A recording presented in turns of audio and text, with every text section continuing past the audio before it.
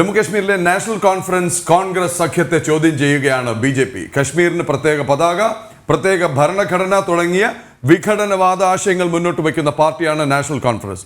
ഈ വിഷയങ്ങളിൽ കോൺഗ്രസ് നിലപാട് വ്യക്തമാക്കണമെന്നാണ് ബിജെപിയുടെ ആവശ്യം. വിവരങ്ങളുമായി ഗൗതം അനന്തനാരായണൻ ചേരുകയാണ് ഡൽഹിയിൽ നിന്ന്. ഗൗതം, വീണ്ടും ഒരു വിഘടന സന്ദേശം. അഖണ്ഡ ഭാരതം എന്ന സ്വപ്നം ഭാരതീയർ കാണുമ്പോൾ നിലവിലുള്ള സംവിധാനത്തെ തന്നെ വെട്ടിമുറിക്കാനുള്ള നീക്കവുമായി, അതല്ലെങ്കിൽ അത്തരം ആശയം വെച്ചു പുലർത്തുന്നവരുമായി സഖ്യത്തിലേർപ്പെട്ട് എങ്ങനെയും ഭരണത്തിൽ വന്നാൽ മതി എന്നുള്ള നിലപാടാണോ കോൺഗ്രസ് വീണ്ടും സ്വീകരിക്കുന്നത്? വിഭജന കാലത്തിന്റെ മുറിവുകൾ ഇനിയും ഉണങ്ങിയിട്ടില്ല എന്ന് ഭാരതം വിലപിക്കുമ്പോൾ വീണ്ടും ഭാരതത്തിനുള്ളിൽ നിന്നുകൊണ്ട് നമ്മുടെ കൈവശം നമുക്ക് വയ്ക്കാൻ മാത്രം ഗതികേടുണ്ടായ ഭാഗത്ത് പോലും പ്രത്യേക പതാകയും പ്രത്യേക രാഷ്ട്രവും ഇനി പ്രത്യേക സൈന്യവും വേണമെന്ന് ആവശ്യപ്പെടുമോ നാഷണൽ കോൺഫറൻസ്? അതിനൊപ്പം നിൽക്കുമോ Congress party, Indian National Congress? Gautam,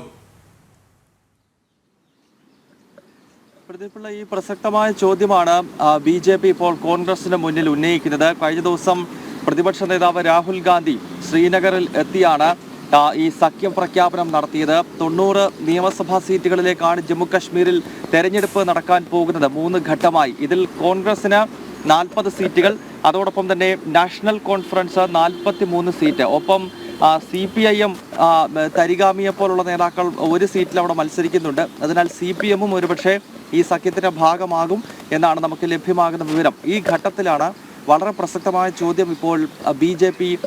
കോൺഗ്രസിന് മുന്നിൽ വയ്ക്കുന്നത്. കാരണം നാഷണൽ കോൺഫറൻസിന്റെ പാരമ്പര്യം ജമ്മു കശ്മീരിൽ വിഘടനവാദികളെ സഹായിക്കുന്ന പാരമ്പര്യമുള്ള രാഷ്ട്രീയ പാർട്ടിയാണ്. പ്രത്യേകിച്ച് ആർട്ടിക്കിൾ 370 മരവിപ്പിച്ചതിനെതിരെ നിലപാടെടുത്തിട്ടുള്ള പാർട്ടിയാണ് നാഷണൽ കോൺഫറൻസ്. ജമ്മു കശ്മീരിന് പ്രത്യേക പതാക വേണമെന്നും ജമ്മു കശ്മീരിന് പ്രത്യേക പ്രധാനമന്ത്രിയും ജമ്മു കശ്മീരിന് പ്രത്യേക ഭരണഘടനയും വേണം എന്ന് വാദിക്കുന്ന സംഘടനയാണ് നാഷണൽ കോൺഫറൻസ്. മാത്രമല്ല, ഈ ആർട്ടിക്കിൾ 370 മരവിപ്പിച്ചതിന് ശേഷമാണ് അവിടെ റിസർവേഷൻ നൽകാൻ തുടങ്ങിയത് പിന്നോക്ക വിഭാഗങ്ങൾക്ക്.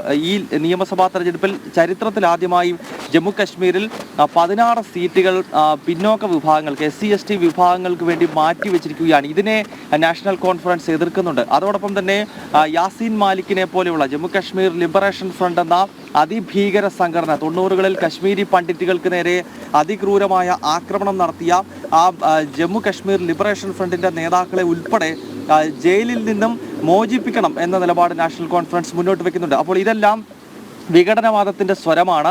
ജമ്മു കശ്മീരിനെ ഭാരതത്തിൽ നിന്നും അടർത്തി മാറ്റുവാൻ ശ്രമിക്കുന്ന പാക് ഭീകര സംഘടനകളെയും വിഘടനവാദികളെയും പരസ്യമായി തന്നെ പിന്തുണയ്ക്കുന്ന സമീപനമുള്ള പാർട്ടിയാണ് നാഷണൽ കോൺഫറൻസ്. അങ്ങനെയുള്ള നാഷണൽ കോൺഫറൻസിന്റെ ഇതേ നിലപാടുകളാണോ കോൺഗ്രസ് പാർട്ടിക്ക് ഉള്ളത് എന്ന് വ്യക്തമാക്കണം എന്നാണ് ബി.ജെ.പി. ആവശ്യപ്പെടുന്നത്. കേന്ദ്ര ആഭ്യന്തരമന്ത്രി അമിത്ഷായും ബി.ജെ.പിയുടെ മുതിർന്ന നേതാവും മുൻ കേന്ദ്രമന്ത്രിയുമായ സ്മൃതി ഇറാനിയും ഇന്നലെ വാർത്താ സമ്മേളനം നടത്തിക്കൊണ്ട് ഈ ആരോപണം കോൺഗ്രസിന് മുന്നിൽ വെച്ചിരുന്നു. പക്ഷേ കോൺഗ്രസിന്റെ നേതാക്കൾ ഇതേവരെ പ്രതികരിച്ചിട്ടില്ല. എന്തായാലും ജമ്മു കശ്മീരിൽ 3 ഘട്ടമായി തെരഞ്ഞെടുപ്പ് ആരംഭിക്കാനിരിക്കെ സെപ്റ്റംബർ 18, 25, ഒക്ടോബർ മാസം 1 എന്നിങ്ങനെയാണ് 90 നിയമസഭകളിലേക്ക് വോട്ടെടുപ്പ് നടക്കാൻ പോകുന്നത്. ഈ നിർണായക തെരഞ്ഞെടുപ്പിന്റെ ആദ്യഘട്ടത്തിൽ തന്നെ ഇപ്പോൾ കോൺഗ്രസിനെ പ്രതിരോധത്തിലാക്കുന്ന ചോദ്യവുമായാണ് ബി.ജെ.പി. എത്തിയിരിക്കുന്നത്. പ്രദീപ്. ശരി ഗൗതം, ഇതിൽ കോൺഗ്രസ് ഇനിയും പ്രതികരിച്ചിട്ടില്ല. നാഷണൽ കോൺഫറൻസ് എന്താണ്? നാഷണൽ കോൺഫറൻസ് ഷെയ്ഖ് അബ്ദുള്ള, ഫറൂഖ് അബ്ദുള്ള, ഒടുവിൽ ഒമർ അബ്ദുള്ള, ഈ 3 അബ്ദുള്ളമാർക്ക് അധികാരവും അതിനോടനുബന്ധിച്ചുള്ള മറ്റ് ആനുകൂല്യങ്ങളും അനുഭവിക്കാൻ വേണ്ടി സാക്ഷാൽ ജവഹർലാൽ നെഹ്റു മുതൽ ഇങ്ങോട്ടുള്ളവർ ചെയ്തു കൊടുത്ത ഒരു സൗകര്യം. ഭാരതം പ്രതിസന്ധി നേരിട്ടപ്പോഴെല്ലാം ഈ വിഘടനവാദം അവിടെ കൊടുമ്പിരിക്കൊണ്ടപ്പോൾ വിഘടനവാദികളായ നേതാക്കളുടെ മക്കളെക്കുറിച്ച് അന്വേഷണം ദേശീയവാദികളായ മാധ്യമങ്ങൾ നടത്തിയിരുന്നു. എല്ലാവരുടെയും മക്കൾ വളരെ സുരക്ഷിതരായി വിദേശ രാജ്യങ്ങളിൽ പഠിക്കുന്നു, ജീവിക്കുന്നു. അതെങ്ങനെ ഫണ്ട് ചെയ്യുന്നു?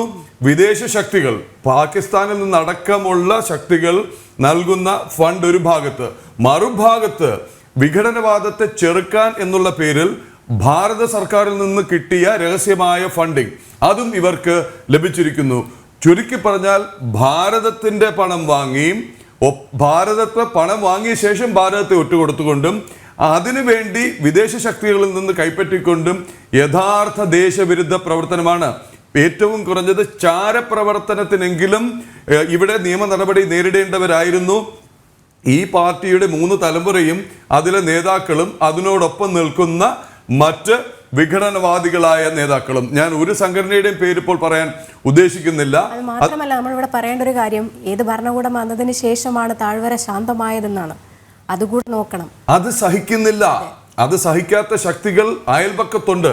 അത് സഹിക്കാത്ത ശക്തികൾ ഭാരതത്തിന് ചുറ്റുമുണ്ട്. അപ്പോൾ ഒരിക്കൽ കൂടി അവരുടെ പണം വാങ്ങി ഒറ്റുകാരാവാൻ ഒരുങ്ങുന്ന ഒരു സാഹചര്യമല്ലേ ഉരുത്തിരിയുന്നത്? ഗൗതം,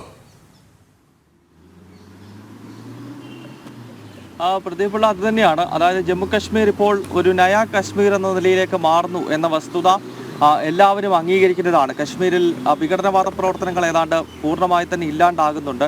നേരത്തെ സൈന്യത്തിന് നേരെയും തുടർച്ചയായി കല്ലെറിയുന്ന ദൃശ്യങ്ങൾ നമ്മൾ കശ്മീരിൽ നിന്നും കണ്ടുവെങ്കിൽ ഇപ്പോൾ അത്തരം ദൃശ്യങ്ങൾ താഴ്വരയിൽ ഇല്ലാതായിരിക്കുന്നു. ഭീകരാക്രമണങ്ങളുടെ തോത് കുറഞ്ഞിട്ടുണ്ട്. പൂർണ്ണമായി തന്നെ അത് ഇല്ല എന്നല്ല, പക്ഷേ മുൻപ് പരസ്യമായി തന്നെ പാകിസ്ഥാന്റെയും IS-ന്റെയും കൊടികളുമായി ഭീകരവാദികൾ AK-47 തോക്കുമൊക്കെ എടുത്ത് സാധാരണക്കാർക്ക് മേൽ വീഴുമെങ്കിൽ ഇപ്പോൾ അത് ഒളിഞ്ഞിരുന്നുള്ള ഒളിപ്പോരാട്ടമായെങ്കിലും അത് ചുരുങ്ങുന്നു. മാത്രമല്ല, ഭീകരവാദികളെ പൂർണ്ണമായി തന്നെ അമർച്ച ചെയ്യുന്ന ഓപ്പറേഷൻ ഓൾ ഔട്ട് അത് അതിശക്തമായി സൈന്യത്തിന്റെ ഭാഗത്ത് നിന്നും തുടരുകയും ചെയ്യുന്നുണ്ട്. കഴിഞ്ഞ ലോക്സഭാ തെരഞ്ഞെടുപ്പിൽ കശ്മീരിലെ വോട്ടിംഗ് ശതമാനം വിഘടനവാദികളെയും പാക് ഭീകരശക്തികളെയും ഞെട്ടിപ്പിക്കുന്നതായിരുന്നു. ഭാരതത്തിന്റെ ജനാധിപത്യ ചരിത്രത്തിൽ 1947 ശേഷമുള്ള ചരിത്രത്തിൽ കശ്മീരിൽ ഇത്രയധികം വോട്ടർമാർ കൂട്ടത്തോടെ പോളിംഗ് ബൂത്തിലേക്ക് എത്തിയ ഒരു സാഹചര്യം മുൻപൊരിക്കലും കണ്ടിട്ടില്ല. നേരത്തെ ജമ്മു കശ്മീരിലെ വോട്ടിംഗ് ശതമാനം എന്നത് കേവലം 6 or 7 ഒക്കെ ആയിരുന്നു ഓരോ മണ്ഡലങ്ങളിൽ എങ്കിൽ ഇത്തവണ 50% മുകളിലേക്ക്, പ്രത്യേകിച്ച് ശ്രീനഗർ ഉൾപ്പെടെയുള്ള താഴ്വരയിലെ നഗര ഗ്രാമ വ്യത്യാസമില്ലാതെ എല്ലാ ലോക്സഭാ സീറ്റുകളിലും 50% മുകളിലേക്ക് പോളിംഗ് ശതമാനം എത്തി എന്ന് പറയുമ്പോൾ രാജ്യത്തിന്റെ ജനാധിപത്യ സിസ്റ്റത്തോട് പൂർണ്ണമായി തന്നെ കശ്മീരിലെ ജനത യോജിക്കുന്നു. വിഘടനവാദികളുടെ തെരഞ്ഞെടുപ്പ് അട്ടിമറിക്കുവാനുള്ള ആഹ്വാനം അവർ ഉൾക്കൊള്ളുന്നില്ല. പക്ഷേ നാഷണൽ കോൺഫറൻസും PDPയും ഒക്കെ പോലെയുള്ള പാർട്ടികളുടെ ചരിത്രപരമായി ആ സംഘടനകളുടെ സ്വഭാവം നമുക്കറിയാം. പ്രത്യേകിച്ച് നാഷണൽ കോൺഫറൻസിനെ സംബന്ധിച്ച് ഈ കശ്മീരി വിഘടനവാദികൾക്ക് പൂർണ്ണ പിന്തുണ നൽകുകയും 1990-ൽ കശ്മീരി പണ്ഡിറ്റുകൾക്ക് നേരെ നടന്നിട്ടുള്ള വലിയ ആക്രമണം, ആ ആക്രമണത്തിന്റെ ഫലമായി 5 ലക്ഷത്തിനും 7 ലക്ഷത്തിനും ഇടയിൽ കശ്മീരി ഹിന്ദുക്കൾ അവിടം വിട്ട് ജമ്മുവിലേക്കും അതോടൊപ്പം തന്നെ മറ്റ് രാജ്യത്തിന്റെ പല ഭാഗങ്ങളിലേക്കും പലായനം ചെയ്യേണ്ട സാഹചര്യമൊക്കെ ഉണ്ടായിട്ടുണ്ട്. അതിനൊക്കെ പിന്തുണ നൽകിയിട്ടുള്ള പാർട്ടിയാണ് നാഷണൽ കോൺഫറൻസ്. ഷെയ്ഖ് അബ്ദുള്ളയാണെങ്കിലും പിന്നീട് വന്ന ഫറൂഖ് അബ്ദുള്ളയാണെങ്കിലും ഒമർ അബ്ദുള്ളയാണെങ്കിലും ഇവരുടെ എല്ലാം നിലപാട് കശ്മീരിനെ ഭാരതത്തിൽ നിന്നും അടർത്തി മാറ്റണമെന്നുള്ളതാണ്. വിഘടനവാദികൾക്കും ഭീകരശക്തികൾക്കും പിന്തുണ നൽകുന്നവരാണ്. മാത്രമല്ല, നേരത്തെ ചൂണ്ടിക്കാണിച്ചതുപോലെ വിദേശ ശക്തികളുടെ പണം, പ്രത്യേകിച്ച് പാകിസ്ഥാനിൽ നിന്നുള്ള ഭീകരശക്തികളുടെ വലിയ തോതിലുള്ള സാമ്പത്തിക സഹായം ലഭിക്കുന്ന രാഷ്ട്രീയ പാർട്ടികളാണ് നാഷണൽ കോൺഫറൻസ് ആയാലും PDP ആയാലും എന്ന കാര്യം രഹസ്യാന്വേഷണ വിഭാഗങ്ങൾ ഉൾപ്പെടെ പലതവണ ചൂണ്ടിക്കാണിച്ചിട്ടുണ്ട്. മാത്രമല്ല, ഈ പാർട്ടികളുടെ നേതാക്കൾ തന്നെ ഈ പാക് ഭീകരശക്തികളെ പരസ്യമായി തന്നെ പിന്തുണയ്ക്കുകയും ആർട്ടിക്കിൾ 370 വീണ്ടും പുനഃസ്ഥാപിക്കണമെന്ന് പരസ്യമായി ആവശ്യപ്പെടുകയും ചെയ്യുകയാണ്. നാഷണൽ കോൺഫറൻസിന്റെ ഏതാണ്ട് 2 ദിവസങ്ങൾക്ക് മുൻപ് പുറത്തിറക്കിയ പ്രകടന പത്രികയിൽ തന്നെ ആർട്ടിക്കിൾ 370 പുനഃസ്ഥാപിക്കണമെന്ന് പറയുമ്പോൾ സ്വാഭാവികമായും കശ്മീരിന് പ്രത്യേക പതാക വേണമെന്നും പ്രത്യേക ഭരണഘടന വേണമെന്നും കശ്മീർ എന്നത് ഭാരതത്തിന്റെ പരിപൂർണമായ ഭാഗമല്ല, മറിച്ച് അതിനൊരു പ്രത്യേക ഐഡന്റിറ്റി ഉണ്ട് എന്ന് വരുത്തി തീർത്തുകൊണ്ട് ഈ രാജ്യത്തിന് പുറത്തേക്ക് ആ ഭൂപ്രദേശത്തെ അടർത്തി മാറ്റുവാൻ ശ്രമിക്കുന്ന കക്ഷികളാണ് തങ്ങളെന്ന് സ്വയം അവർ തന്നെ പ്രഖ്യാപിക്കുന്നുള്ളൂ. അത് നാഷണൽ കോൺഫറൻസിന്റെയും PDPയുടെയും നേതാക്കൾ അക്കാര്യം ഉറക്കെ വിളിച്ചു പറയുന്നുണ്ട്. അപ്പോൾ അങ്ങനെ ഒരു രാഷ്ട്രീയ പാർട്ടിയുമായി എങ്ങനെയാണ് വലിയ ജനാധിപത്യത്തെ പറ്റി സംസാരിക്കുന്ന കോൺഗ്രസിന് സഖ്യമുണ്ടാക്കാൻ കഴിയുന്നത് എന്ന ചോദ്യമാണ് BJP ഉന്നയിക്കുന്നത്. മാത്രമല്ല, നമുക്കറിയാം, കഴിഞ്ഞ ലോക്സഭാ തെരഞ്ഞെടുപ്പിൽ കോൺഗ്രസ് ദേശീയ തലത്തിൽ തന്നെ ഈ സംവരണ വിഷയം ഉയർത്തി കാണിക്കുന്നുണ്ടായിരുന്നു. BJP അധികാരത്തിൽ വന്നാൽ OBC അതോടൊപ്പം തന്നെ SC/ST വിഭാഗങ്ങളുടെ സംവരണം വെട്ടിച്ചുരുക്കും തുടങ്ങിയ വ്യാപകമായ തെറ്റായ പ്രചരണങ്ങൾ നടത്തിയ ഒരു പാർട്ടിയാണ് കോൺഗ്രസ്. അങ്ങനെയുള്ള കോൺഗ്രസിന് എങ്ങനെയാണ് ജമ്മു കാശ്മീരിൽ ഇതുവരെ, അതായത് ആർട്ടിക്കിൾ 370 BJP സർക്കാർ എടുത്തു കളയുന്നതിന് മുൻപ് വരെ കശ്മീർ ഭരണത്തിൽ ഇരുന്ന ഒരു രാഷ്ട്രീയ പാർട്ടി പോലും അവിടെ SC/ST വിഭാഗങ്ങൾക്ക് സംവരണം നൽകിയിരുന്നില്ല. ഇപ്പോൾ മണ്ഡല പുനർനിർണയത്തിന് ശേഷമാണ് ജമ്മു കാശ്മീരിന്റെ ചരിത്രത്തിൽ ആദ്യമായി 16 സീറ്റുകൾ ഗുജ്ജറുകളും അതോടൊപ്പം തന്നെ അതുപോലെയുള്ള പിന്നോക്ക വിഭാഗങ്ങൾക്ക് SC/ST വിഭാഗങ്ങൾക്ക് സീറ്റുകൾ മാറ്റിവെക്കുന്നത്. അപ്പോൾ സംവരണ വിരുദ്ധ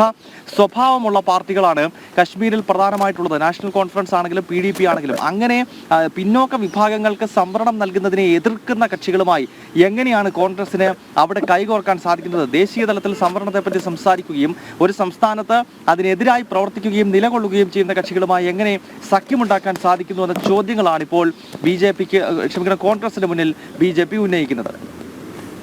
ഗൗതം, തുടർന്നുള്ള മണിക്കൂറുകളിൽ ലൈവ് റിപ്പോർട്ടിലടക്കം നമുക്കിതിന്റെ വിശദാംശങ്ങളിലേക്ക് കോൺഗ്രസ് പ്രതികരിക്കാനുള്ള ചങ്കൂറ്റം കാട്ടുമോ എന്നുള്ള കാര്യത്തിലേക്കൊക്കെ മടങ്ങി എത്താം.